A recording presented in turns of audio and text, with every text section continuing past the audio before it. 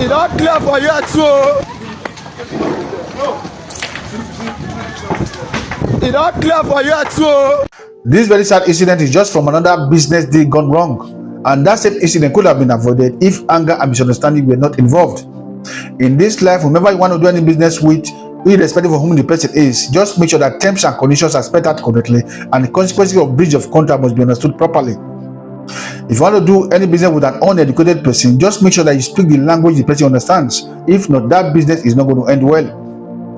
If these factors were implemented, maybe, just maybe, this young man you are seeing in the school right now would have still been alive today. May his gentle soul rest in perfect peace. The very sad incident happened on the 28th of October 2025 at Ogege community in Ego local government area of Edo State, that's southern part of Nigeria. His name is Chigozie Ifonu, popularly known as Chizzy Benz on so many social media platforms. He's from the eastern part of Nigeria and he was just 23 years old. He was an alleged Yahoo boy, a businessman, and a juju celebrity. Part of his businesses was hire purchase. That's a situation where you buy a motor vehicle or a motorcycle and give it to someone for the person to be remitting a particular amount to you at the ending of the week until the completion of the total amount. That's when the motorbike or the motorcycle will belong to the person. That was just the kind of deal he had with an Hausa Fulani from the northern part of Nigeria that we popularly call Aboki. So sometime 2 months ago, he bought a brand new motorcycle for this Aboki on hire purchase and for commercial purposes. The Aboki only paid for a month and 2 weeks before he absconded with the motorcycle. So Chizzy Benz started looking for him. But it's not clear if both of them entered a written agreement or lawyers were involved or guarantors were involved.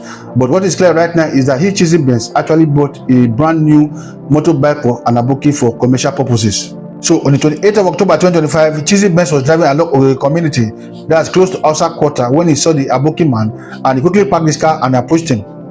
Though it's not clear how he approached him about it, but he demanded to have his motorbike back immediately, and that led to both of them dragging the bike. Being that it's an Hausa Quarter, the Hausa Fulani quickly gathered and started asking questions. The Aboki guy quickly spoke in his language that Chizzy Benz was trying to steal a bike from him. Upon hearing that, they all started lynching him, attacking him with knives and bottles until other passersby had to intervene to stop the fight. He was quickly rushed to a University of Benin Teaching Hospital where he was pronounced dead on arrival. Since that time, there have been total unrest in the community upon hearing that Chizzy Benz has been murdered.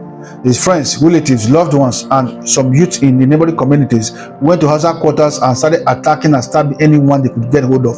According to reports, some have been injured, some have been killed, their houses and shops burned down before the police could get there. So at the time of making this video, we do not know how many is dead, but the police have started evacuating all the houses in that community, as you can see in this video.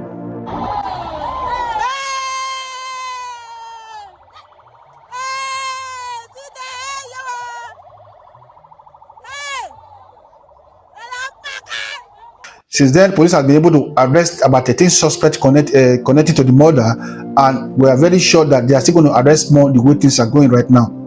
It's also very unfortunate that a young life like his has just been cut short over something that could have been easily avoided. In a business deal like this, I want to believe that there is a written agreement between both of them that could have enabled him go to a police station to make a report instead of confronting him all by himself.